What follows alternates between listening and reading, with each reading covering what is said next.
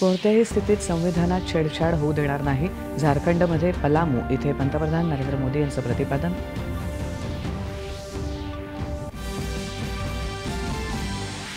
विरोधी पक्षांचाही देशभरात प्रचाराचा धडाका.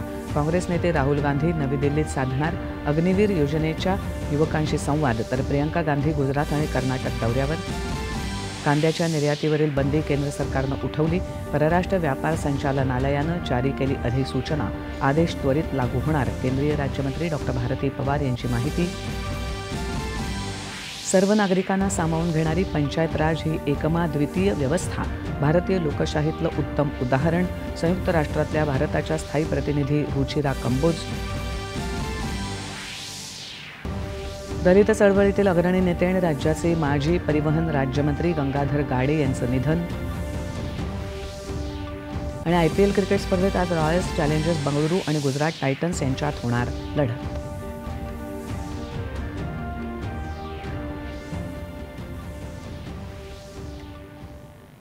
नमस्कार. एकच्या बातमीपत्रात मी शिबानी जोशी आपलं स्वागत करते. आता पाहूया